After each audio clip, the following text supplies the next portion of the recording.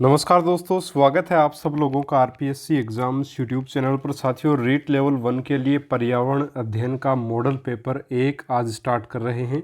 और ये model paper की सीरीज़ अपन थोड़ी लंबी भी चलाने की कोशिश करेंगे, क्योंकि लेवल 1 वाले बच्चे जो हैं उन्होंने काफ़ी बार मैसेज भी किए हैं कि सर लेवल 1 के बारे में भी कुछ सोचिए, उनके लिए भी कुछ कीजिए। तो बहुत ही सटीक तरीके से, बहुत अच्छे तरीके से नवीन पाठ्यक्रम पर और रीट पैटर्न के हिसाब से जैसे आपका पेपर आता है उसी प्रकार के 30 प्रश्नों को समाहित किया गया है इस पेपर में। और पर्यावरण अध्ययन के मॉडल पेपर को स्टार्ट कर रहे हैं साथियों। आपका हिंदी, संस्कृत वगैरह और जो आपका साइकोलॉजी है वो तो बिल्कुल सेम ही है, लगभग लेवल 2 की तरह। तो वो तो बिल्कुल स्टार्ट है, आप लोग वो कर सकते हो, हिंदी, साइको और आपके संस्कृत के। देखिए साथियों, साइकोलॉजी में टॉपिक वाइज टेस्ट सीरीज चल रही है, लेवल 1 और लेवल 2 दोनों, उसको ज्वाइन ज़रूर करें। और आज अपन पर्यावरण अध्ययन का मॉडल पेपर स्टार्ट कर रहे हैं, तो इस सीरीज़ को भी आप ज़रूर से ज़रूर ज्वाइन करें, काफ़ी फ़ायदा आपको होगा। पेपर देने के बाद आप लोग डिसाइड कीजिएगा कि आपको इस चैनल से जुड़ना है या नहीं। ठीक है साथियों, और अगर अच्छा लगे पेपर, सब्सक्राइब ज़रूर कीजिएगा वीडियो को। चलिए शुरू कर लेते हैं, और सब्सक्राइब ज़रूर कीजिएगा चैनल को, सॉरी, है ना।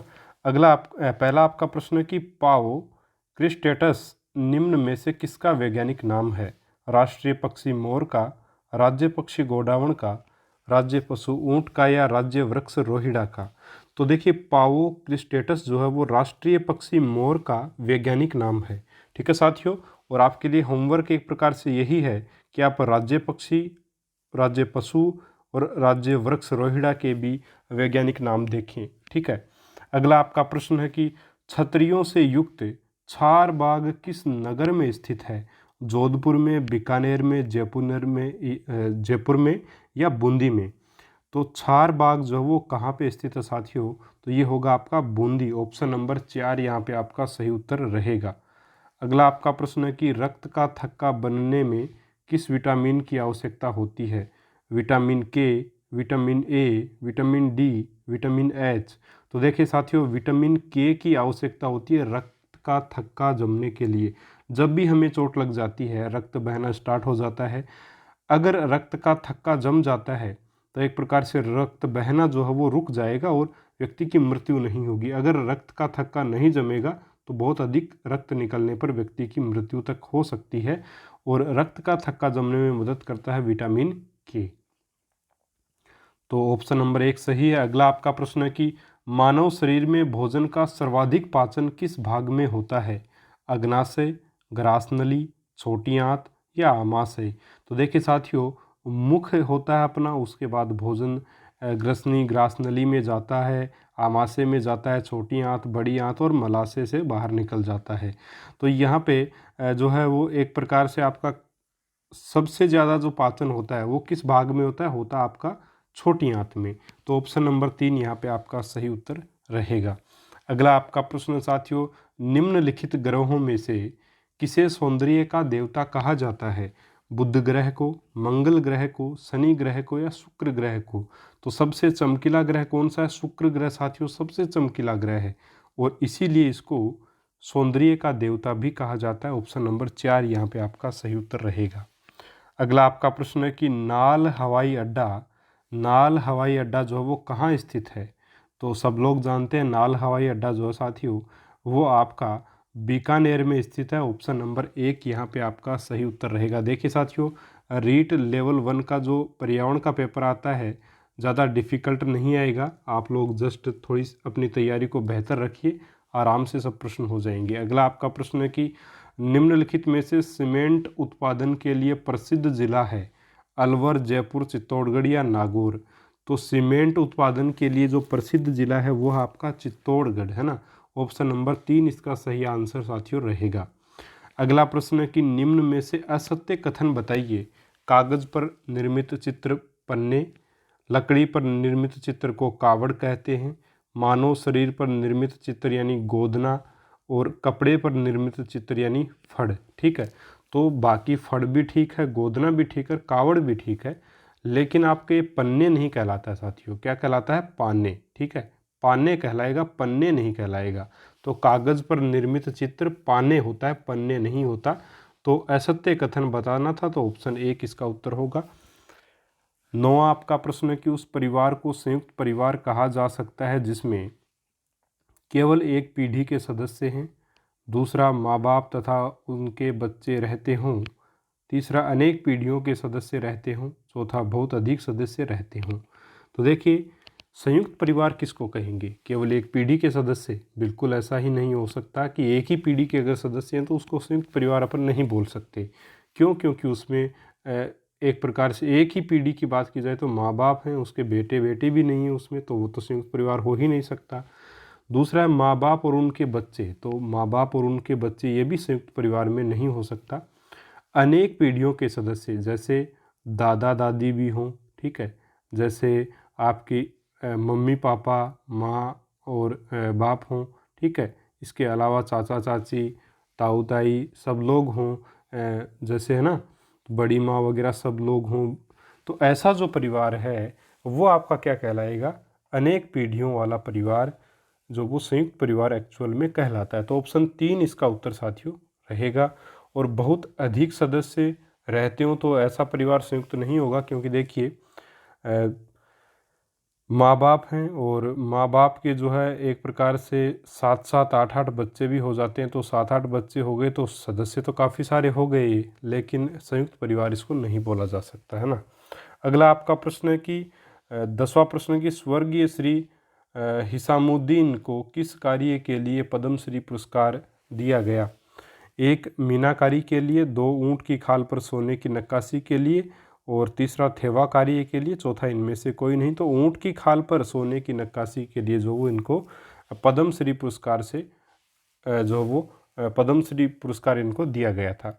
अगला आपका प्रश्न साथियों 11वां प्रश्न कि हस्तशिल्प उद्योग किस उद्योग में आता है? ठीक है, हस्तशिल्प उद्योग जो वो किस उद्योग में आता है?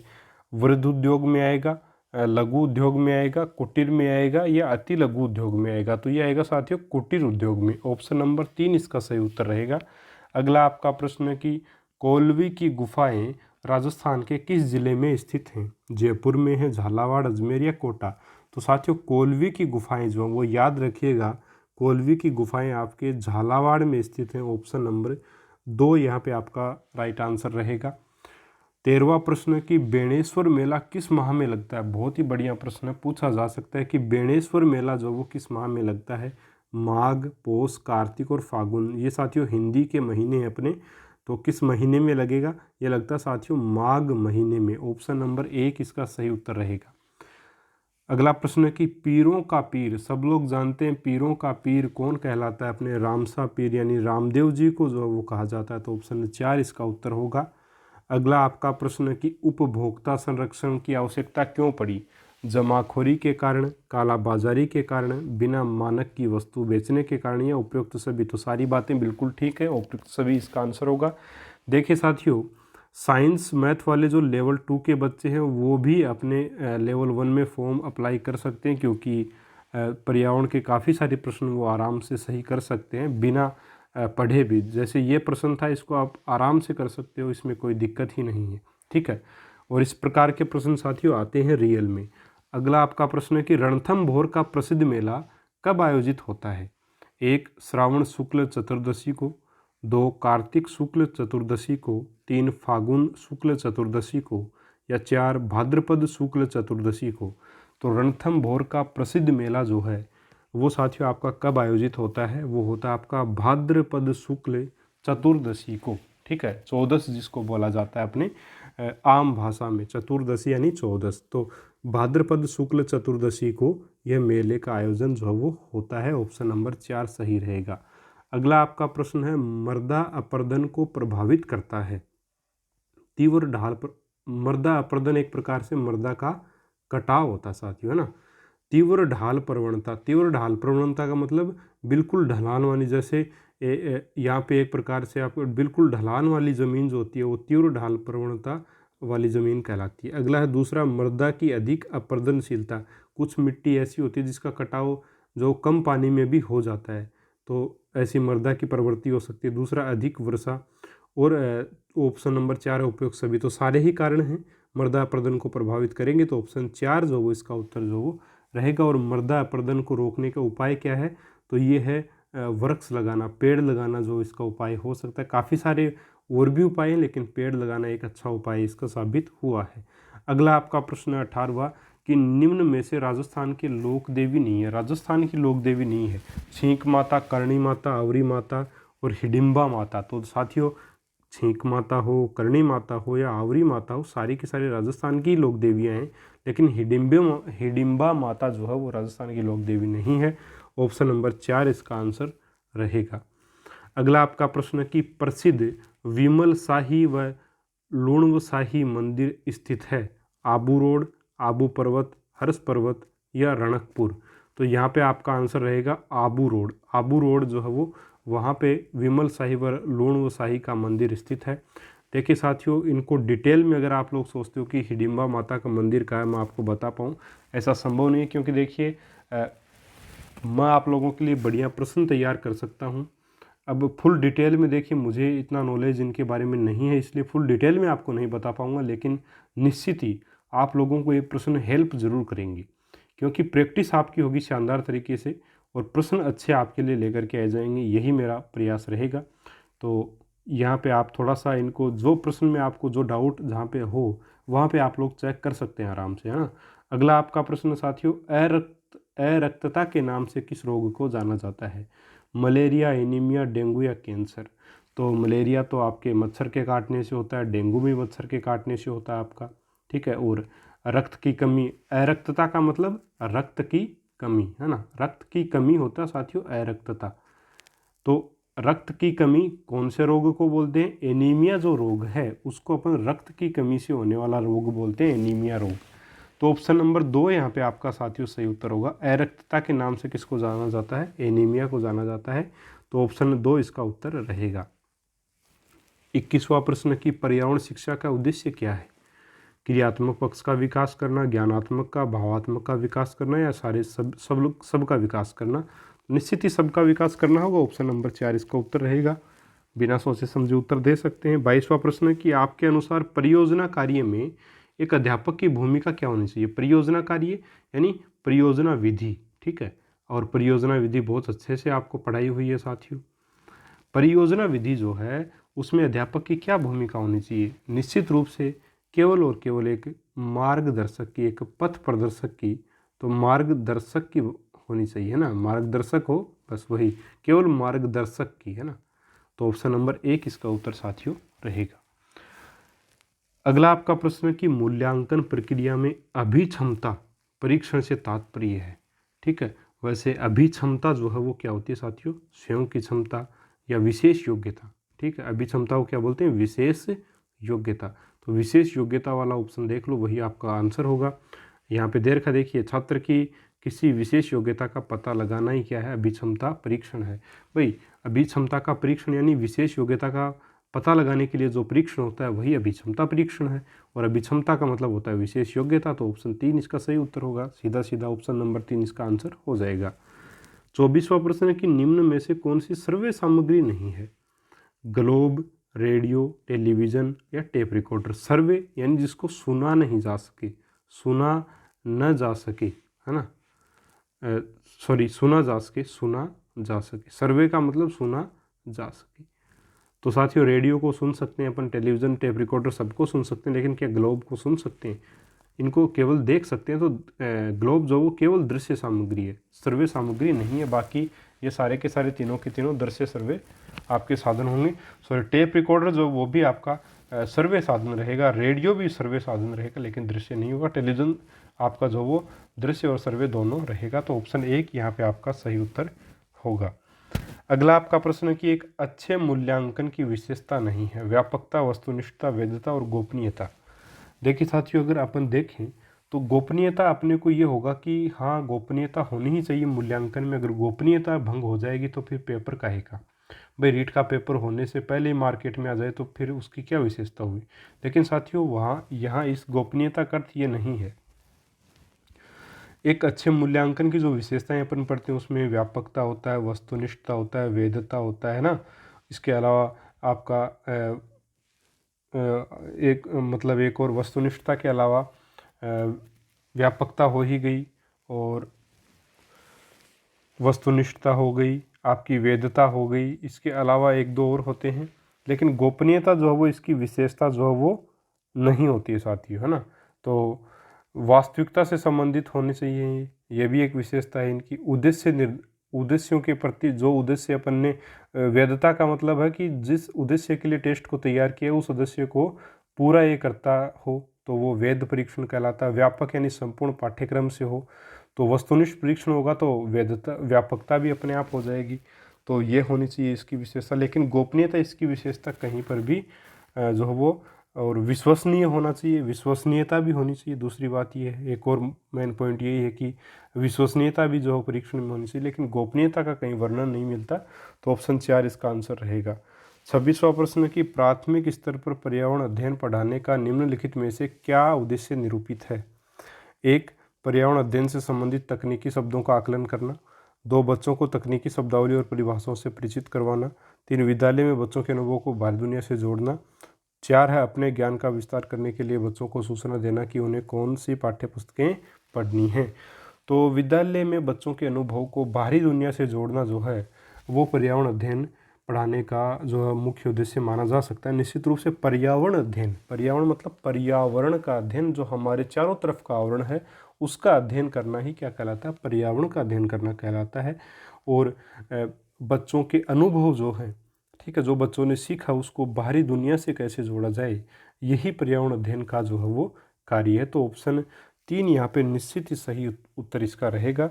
27वां प्रश्न है कि निम्न में से कौन सा उद्देश्य प्राथमिक स्तर पर पर्यावरण अध्ययन पढ़ाने का नहीं है। ठीक है, नहीं है वो बताना है।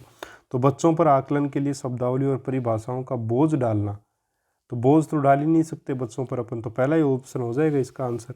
नीचे देख लेना चौथे ऑप्शन में उपयुक्त सभी तो नहीं है कहीं, फिर आपको ऑप्शन पढ़ने पड़ेंगे, अदरवाइज ये पहला ऑप्शन आपका सही आंसर हो जाएगा। बाकी तो ठीक ही है कि प्राकृतिक व सामाजिक वातावरण के बारे में उत्सुकता पैदा करना, ये भी ठीक है। जीवन और पर्यावरण से सरोकार रखने वाले मूल्यों को आत्मसात करना, ये भी ठीक है। बच्चों को व्यवहारिक क्रियाएं करवाना जो उनके संज्ञानात्मक कौशलों के विकास में सहायक होती हैं, तो ये भी ठीक है। ऑप्शन नंबर 1 इसका सही आंसर होगा। अगला आपका प्रश्न है कि पर्यावरण अध्ययन को सरल व सुगम बनाने के लिए निम्न में से किस क्रियाकलाप को आप अधिक महत्व देंगे। शैक्षिक भ्रमण, कला शिक्षण, पाठ्य योजना और गृह कार्य। पर्यावरण अध्ययन को सरल और सुगम बनाने के लिए, है ना, सरल और सुगम पर्यावरण अध्ययन को, पर्यावरण कहाँ है, पर्यावरण जो कक्षा के बाहर है, ये तो है नहीं कि कक्षा के अंदर ही सारा पर्यावरण, हालांकि अंदर भी है लेकिन सारा थोड़ी है। पर्यावरण कहाँ है, बाहर ज़्यादा, अपने चारों तरफ का आवरण ही पर्यावरण है। और उसका अपन अध्ययन कैसे कर सकते हैं, भ्रमण करके। तो निश्चित ही ऑप्शन नंबर 1 इसका आंसर होगा, शैक्षिक भ्रमण इसका आंसर होगा। ठीक है साथियों, अगला आपका प्रश्न है कि विद्यार्थियों में तर्क शक्ति के विकास के लिए क्या करना चाहिए। तर्क शक्ति का विकास बच्चे में कैसे हो सकता है, तर्क अच्छा दे पाए बच्चा, है ना, उससे सामने वाला जो भी बात कहे तो वो तर्क के साथ उसका उत्तर दे, इसका विकास कैसे हो सकता है। 1-2 छात्रों से प्रतिवेदन तैयार करवाकर, प्रतिवेदन का मतलब समझते हो साथियों, बताऊंगा, एक बार ऑप्शन देख लेते हैं। दूसरा, एक छात्र से निष्कर्ष प्रस्तुत करवाना चाहिए। 2 समूह चर्चा का आयोजन करवाना चाहिए। इनमें से कोई न साथियों इसका आंसर होगा समूह चर्चा का आयोजन करवाना चाहिए।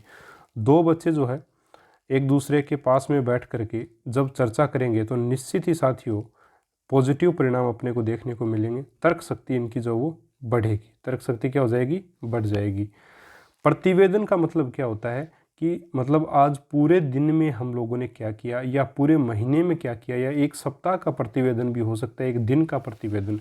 एक दिन का प्रतिवेदन होने का मतलब वो पूरे उस दिन में अपन ने क्या किया वो अपन ने सब लिख दिया, वो एक दिन का प्रतिवेदन।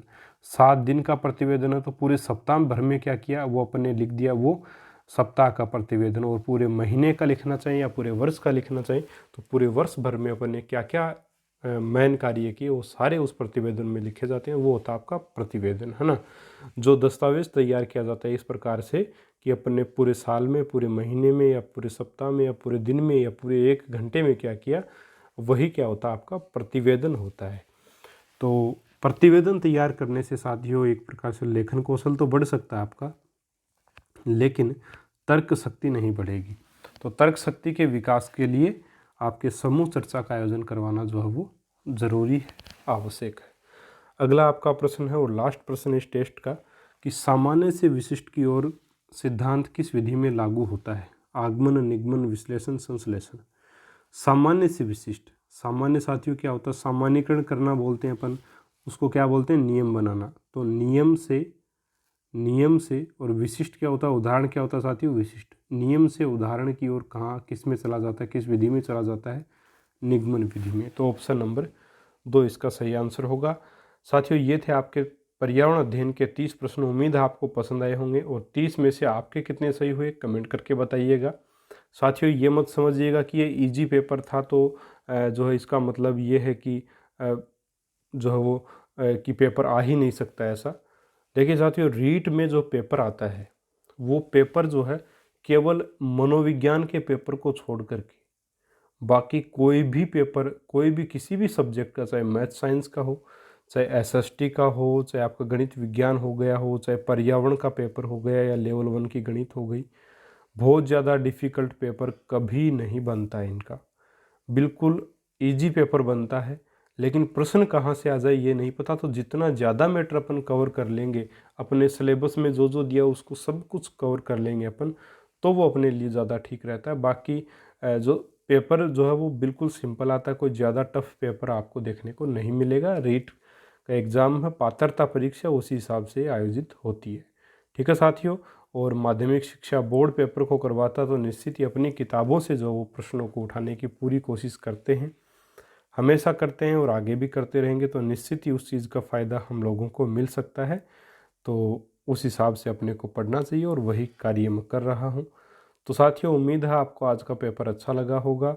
इसी प्रकार के और भी अगर पेपर आप लेना चाहते हो तो इस चैनल से जुड़िए, सब्सक्राइब करिए चैनल को। और जितने ज़्यादा तेज़ी से सब्सक्राइबर बढ़ते हैं उतने ही ज़्यादा हमारा मनोबल भी बढ़ता है। लाइक्स जितने ज़्यादा आते हैं मनोबल बढ़ता है। कमेंट्स कीजिए अगर आप लोगों को कोई कमी लगी हो, सुधार करने की कोशिश करेंगे। और साथियों अपने दोस्तों के साथ भी शेयर करें। इसके अलावा डेली क्विज़ में डालता रहता हूँ यूट्यूब के कम्युनिटी टैब में, या हमारे जो टेलीग्राम ग्रुप है उसमें, उसको ज्वाइन कर सकते हो। डिस्क्रिप्शन बॉक्स में लिंक्स हैं, आप मिल जाएंगे आपको। दूसरी बात यह कि नोट्स अगर आप साइको, हिंदी या संस्कृत के लेना चाहो तो उसके नोट्स भी आपको मिल जाएंगे। डिस्क्रिप्शन बॉक्स में आपको उसका भी लिंक मिलेगा। तो यही था आज का पेपर अपना, और उम्मीद है आपको पसंद आया होगा। मिलेंगे साथियों अपन अगले वीडियो में एक और शानदार पेपर के साथ। तब तक के लिए जय हिंद, जय भारत, नमस्कार।